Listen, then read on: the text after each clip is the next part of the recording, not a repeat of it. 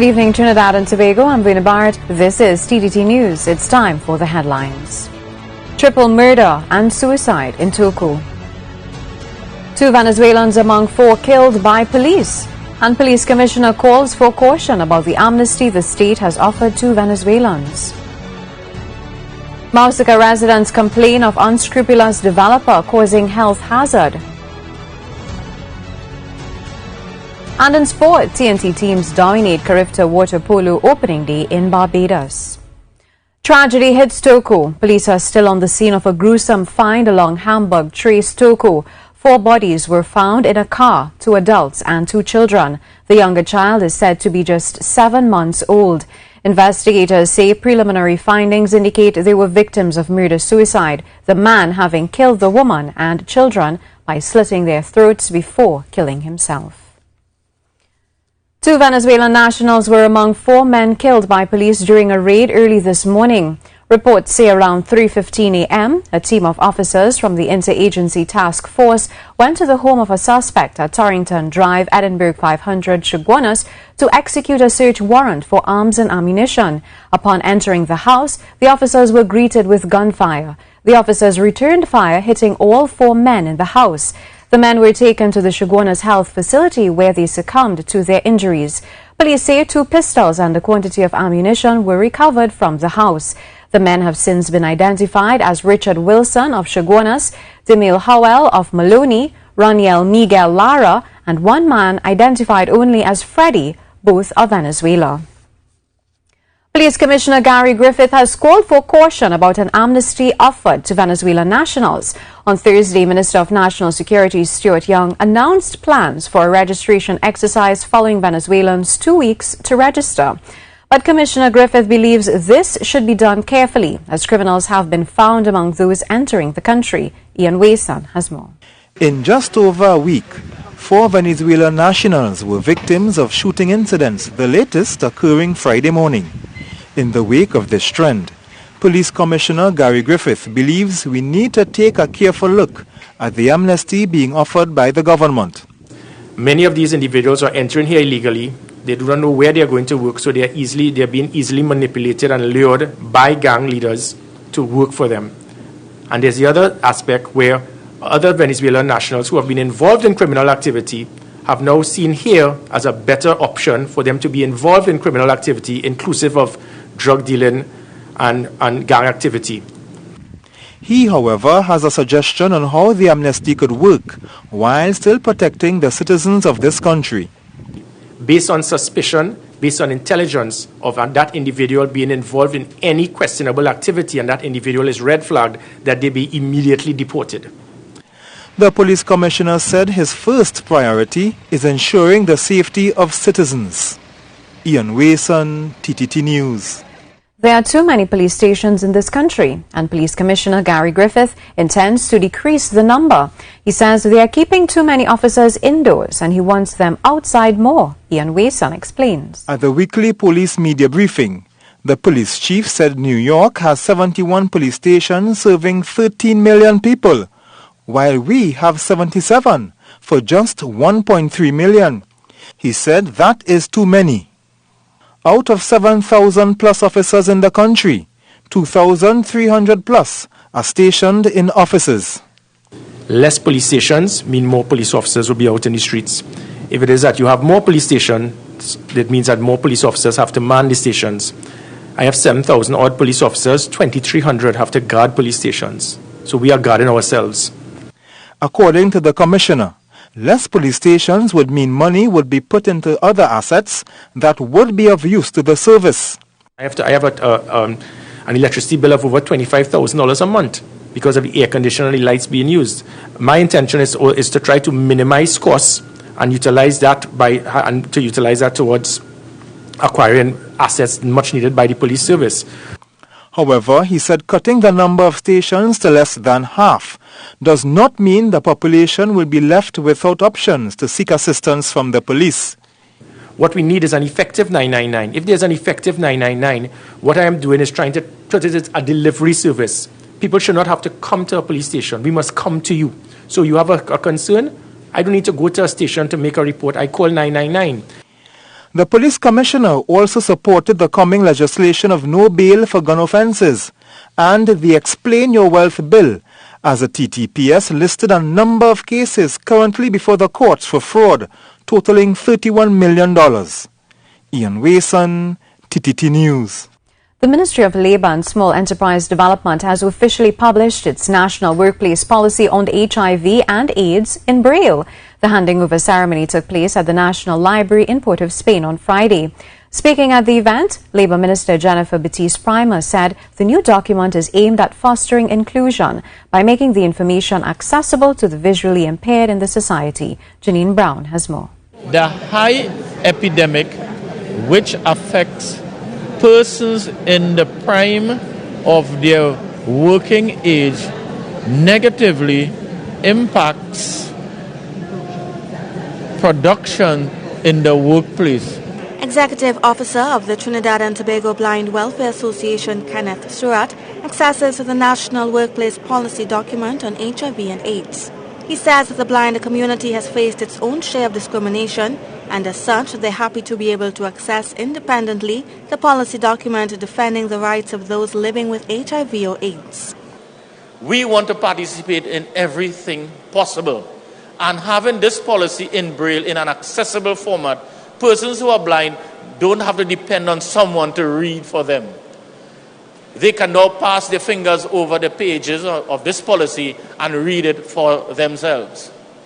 Labour Minister Jennifer Batiste-Primer says the overarching goal is to create a society that has an enlightened perception of people living with HIV or AIDS. The medication therapy is one where people can live very healthy lives, so that we encourage non-stigmatization and discrimination against persons with HIV, AIDS, because those persons, when you look at it, they are our loved ones. The policy document, which was first launched back in August 2017, dictates that employees' medical files and personal information be kept confidential, and also ensures that hiring and promotions are based on experience, qualifications and fitness to work, and not someone's status. Janine Brown, TTT News. MAUSICA residents of Andrew Lane are calling on the authorities to address a development site which they say is causing a health hazard. When TTT News visited the site, smoke could be seen coming from various piles of rubbish. However, the Tunapuna-Piako Regional Corporation claims they are in the process of taking the landowner and people found guilty of dumping to court. Marie Hull reports. Representative of the MAUSICA Estate Resident Association, Peter Aman, says homeowners in the area continue to be affected by the smoke and garbage piling up on this site. The residents here are being affected by a number of factors, including illegal dumping, which is causing fires, and the smoke is causing up great problems with people with respiratory problems. But we've got a bigger problem that is starting now. We've got people cutting down the trees and they're falling into a tributary of the MAUSICA River. TTT News was told that the developer was filling up the land to sell, but Mr. Aman notes the process has caused clogged drains. He is concerned about what could take place in the rainy season. So should rains fall now, this material will wash down and flood Emerald Gardens. It will then go further downstream and flood places like Glendale, Las Lomas No. 2 and eventually Kelly Village and so on. But this is material that has been willfully cut down and thrown into a watercourse, which I believe are, public spaces, public domain. TTT News contacted the chairman of the Tunapuna Regional Corporation, Paul Leacock, who said the matter continues to be investigated. And so we're pursuing criminal action for those people who are breaking the Litter Act, and if we have enough evidence. We also are trying to get some action taken against the one company we actually caught dumping there. And then we also want to take the owner to court because he continues to sell the land without the proper developmental title. The regional corporation says they continue to monitor the situation to ensure the safety of all Burgesses. Marie Hull, TTT News. And remember, you can also keep up to date with the latest stories on Facebook and Twitter at TTT Live Online. More to come. Stay with us.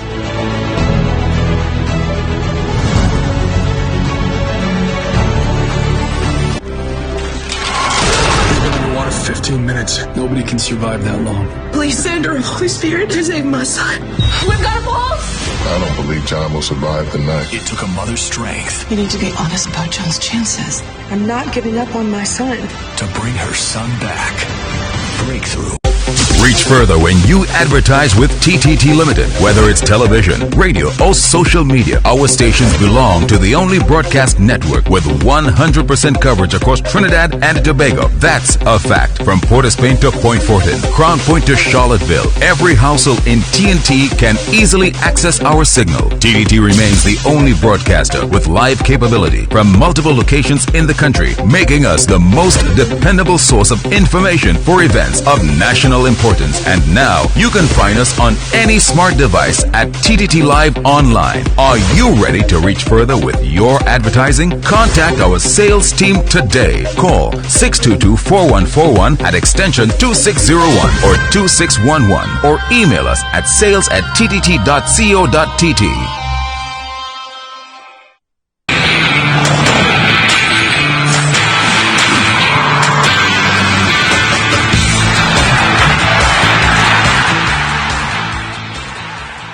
As if making up for lost time, the Trinidad and Tobago water polo teams are lighting up the competition over in Barbados as the Carifta Games Championships begin. This country failed to send a team to last year's Carifta Water Polo Championships, and the youngsters appear to be doubly motivated this time around. All 4 TNT teams made winning starts on the opening day of competition, with the under-14 co-ed team winning big twice already. They turned back the hosts Barbados 12-3 and returned in the afternoon to school the Bahamas 12-6 for a perfect 2-0 start.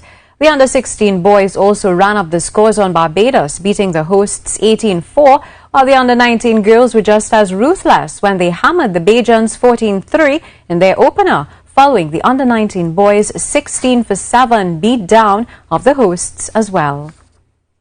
Coming up short, that's TNT's Cameron Wong as she battled gallantly against the physically better Sibley Charles of Antigua Barbuda in the International Tennis Federation's Trinity Cup tournament. Ruskin Mark has the action from a match that tested the patience and concentration of both players. This was an even matchup in many respects, except for power, where Antigua's Sibley Charles had the upper hand. They engaged in some lengthy rallies as they went back and forth, looking to wear down each other.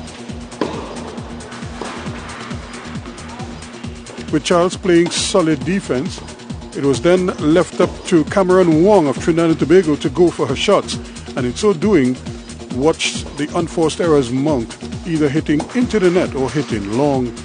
The match had a familiar look to it as neither player blinked, forcing long rallies throughout. Charles held the upper hand, as her ground strokes were much more on target compared to Wong's, who often hit hers long as she became tired during the long exchanges. As a result, Charles won the first set at 6-4 to take the lead in the match. Wong tried to fight back in the second set and tried to push Charles around the court with angled shots, but the athletic Charles often retrieved everything thrown at her and then some.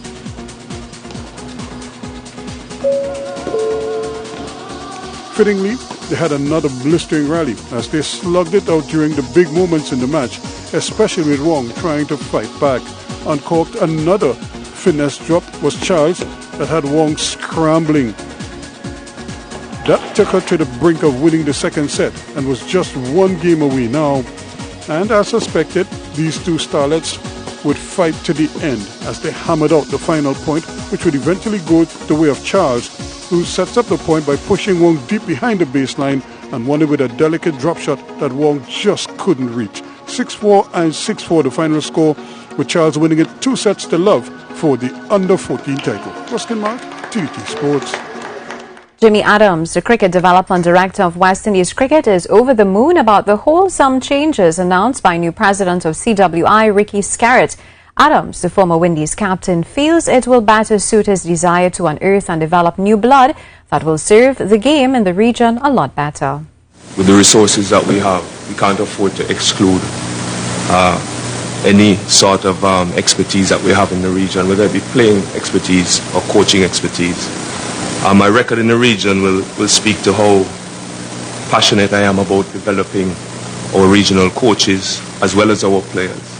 And to this end, I think what we have started here is a fantastic opportunity because it gives hope, it gives motivation, and it should inspire not just the regional players, but also the coaches in the region, that we have a pathway that will take them all the way to the top and that there won't be any hindrances along the way.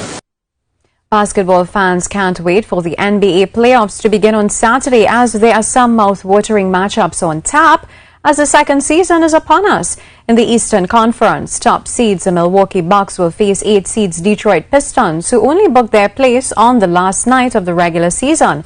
Then it's a straight fight as 2 plays 7, 3 plays 6, and the monster clash between 4th seed, the Boston Celtics, and the team that ran them last year, the Indiana Pacers, who are without their best player in Victor Oladipo through injury. The Bucks, Toronto, Philly and Boston are therefore expected to advance. Out west, things get heated early, but not necessarily in the Warriors-Clippers series, as the 2-time defending champs are overwhelming favorites to reach the second round, where the Rockets will most likely be their opponents. But the Rockets, who fell to the 4th seed, will first have to take care of the dangerous Utah Jazz. Denver and San Antonio is likely to go 7, as is the monster clash between Portland and Oklahoma, as we see the top scores this past season, who will be on show. Saturday at the races, it is expected to be quite interesting, as some of the principals eyeing Triple Crown success will be on show, including the impressive Making Headlines, who's eyeing a 3rd win on the trot since becoming a 3-year-old. But Tis a Vibe also showed some quality in winning last time out on the same track at Santa Rosa Park. One on the inside, that's Divine Inspiration, Sea of Dance, and the back marker continues to be Reggae Rhythm. They straighten up to the judge now, and Tis a Vibe now goes on. Tis a Vibe has left Santa Cruz Lady back into second. Divine Inspiration trying to quicken. Not today for the favorite. That's Battle Cry. This one is struggling at this time, but it's all about Tis a Vibe with 25 meters to go, and Tis a Vibe will go on and get the job done very, very stylishly indeed. In second spot is Divine Inspiration. Back in third was Reggae Rhythm, and fourth home was the hot favorite Battle Cry. A seismic shift in women's boxing and women's sport in general is set to take place in Atlantic City on Saturday when Claressa Shields battles Christina Hammer. Both fighters are undefeated, with Shields vowing to attain greatness in the ring and show fans that she is best ever in her sport. The bout has been hailed as the biggest fight in women's boxing history, with Shields' WBA, WBC and IBF middleweight belts along with Hammer's WBO belt all on the line in the unification bout. The American, who won Olympic medalweight gold in London in 2012 and Rio in 2016, says she is determined to become an undisputed champion in her 9th professional bout. Hammer has held the WBO middleweight title since October 2010 and sees the bout as a game changer for the sport. More to come. Stay with us.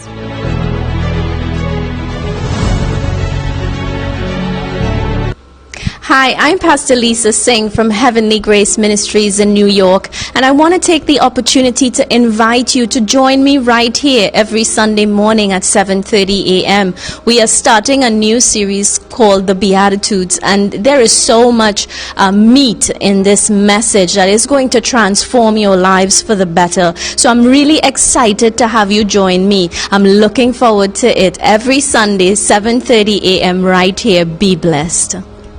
The weather is brought to you in part by the Water and Sewerage Authority. Water, use what you need. We got some welcome showers this morning, especially around eastern Trinidad and parts of Tobago, but still bearing in mind that we are in a harsh, dry season and every drop counts, so definitely conserve the water as we go through the next few weeks and possibly months. We're looking at fair skies today, and that's the word. A mixture of sunshine and brief showers. These showers often last less than 30 minutes, and we'll continue to see fair skies as you go through Saturday. So, after mostly settled skies tonight, look for just those brief showers to come through first thing in the morning, favouring the hillsides around Tobago. And then the sunshine will come out in earnest through the afternoon, as well as the breeze. You'll notice those palms swaying as you go through the afternoon in Tobago. Also, for Trinidad, the eastern areas may see a few brief showers first thing on Saturday morning. Valencia, Arima, Piarco, Beach, the usual suspects at this time of the year. Also, during the month of April, you will notice the breeze picking up. And obviously, as you get towards the holidays of Easter, you're noticing that for kite flyers and windsurfers alike, you notice the steady breeze will also begin to not only have the flags rippling, but also begin to whip up the waves as well. Temperature-wise, tonight, a mild 23 degrees Celsius in Trinidad, 24 in Tobago, 32 the high in Trinidad, maybe touching 33 around San Fernando, and possibly about 31 likely in Canaan. On Sunday, there will be a mixture of sunshine and some showers, but also some haze as well. That could continue into early next week. For those heading offshore, you have your high tide at 10 a.m. You also have been talking about those fresh east-southeasterly winds, which could turn strong at times, gusting especially out there in the Atlantic. 20 knots expected on average, 2 meters in the Atlantic, 1.5 meters in the Caribbean, and east-northeasterly swells remaining short at 8 seconds. Now, the Caribbean is mostly tranquil, save for these two troughs, one across the south of Hispaniola, the one just further to the north. That will likely bring a few brief showers for Port-au-Prince and Santo Domingo. Kingston, partly sunny at 31, and Havana, partly cloudy at 32 degrees Celsius. The Eastern Caribbean continues to see the trade winds picking up. So along with the breeze, you'll notice a few of those low-topped clouds and those brief showers for the Leeward Islands coming down towards the windwards as well. It will be quite breezy still across parts of Barbados, and then down towards Grenada. Continue to see some gusty winds from time to time. Georgetown, cloudy and damp at times. There could also be some Saharan dust pushing in their way as they go through the weekend. For us, sunny and breezy on Saturday with those morning showers. So that's your weather, and that's it from me. The weather was brought to you in part by the Water and Sewage Authority. Water, use what you need. The Catholic Church teaches that, like prayer and fasting, the spiritual practice of almsgiving is not to be underestimated in the grace it can bring to those who practice it. As the season of Lent runs its course and the brightness of Easter comes closer, Marie-Thérèse Bernard spoke with Roman Catholic Archbishop Jason Gordon on the final Lenten pillar of almsgiving. Nearer, my God, to thee, nearer to thee. And this, according to Archbishop Gordon, is the aim of the Lenten pillars: prayer, fasting and almsgiving, to bring the faithful closer to God. Almsgiving, he says, has important lessons. Prayer, fasting and almsgiving work together. You can't talk with one without the other. They're kind of like three interconnected realities. The prayer disposes the person to God.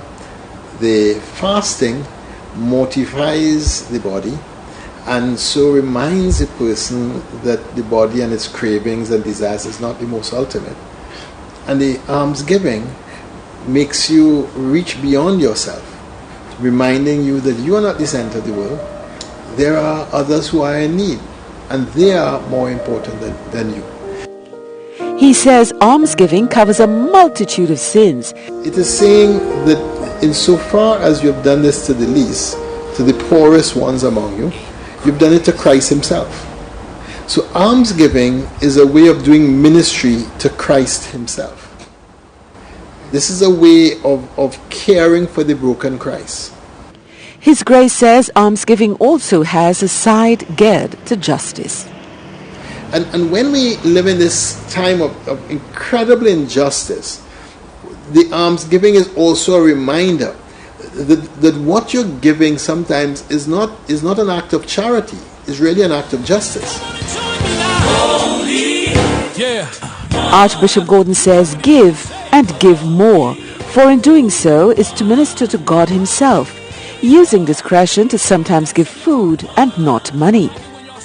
As the resurrection of the Lord and Easter draw closer, Archbishop Gordon prays for the grace of God to touch the entire nation. Marie-Thérèse Bernard, TTT News. More to come. Stay with us.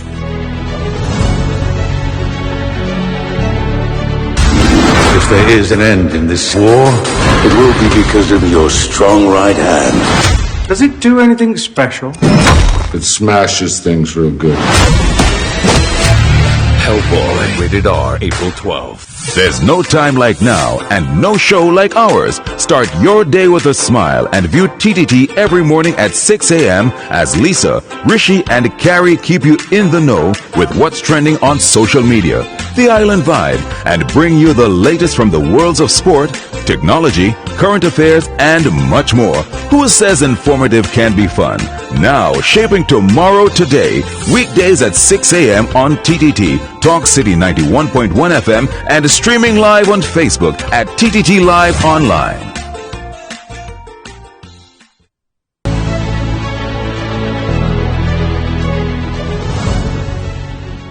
Director of the Women's Institute for Alternative Development, Fulari Mututa, is calling for the upcoming sexual harassment policy to include protection of both domestic workers and migrant workers. At the Joint Select Committee on an inquiry into sexual harassment in the workplace, Ms. Mututa noted that all workers must be protected against sexual offences in the court of law. The National Workplace Policy on Sexual Harassment 2019 was laid in the Parliament in March and continues to be amended. We would like to see that category of worker covered as well in the legislation, and I think that the national policy has attempted to do that. There's also the current situation of migrant workers, particularly from countries that are near to us, and we feel that there needs to be coverage of those persons as well. Senior Legal Officer of the Ministry of Labour and Small Enterprise, Sangeeta Bundu, gave an update on the policy. So what we are doing now is we're preparing drafting instructions, which we will utilize in accordance with the Chief Parliamentary Counsel's Department of the Ministry of the Attorney General to finalize the draft legislation for laying in Parliament to get to the parliamentary stage. Police are seeking urgent assistance in locating 15-year-old Aliyah Ramsingh. Aliyah was last seen leaving her Edinburgh 500 Shogunas home around 9:45 a.m. on Thursday, April 4th. She was reported missing to the Shogunas police station on that same date by her uncle. Aliyah is of mixed descent, 5 feet 4 inches tall and slim built with a fair complexion and long hair. Anyone with information on the whereabouts of Aliyah Ramsingh is asked to contact the police at 999 911 800 TIPS or any police station. That's a wrap on this evening's TTT News. On behalf of all of us here, I'm Verna Bharath. Have a good night.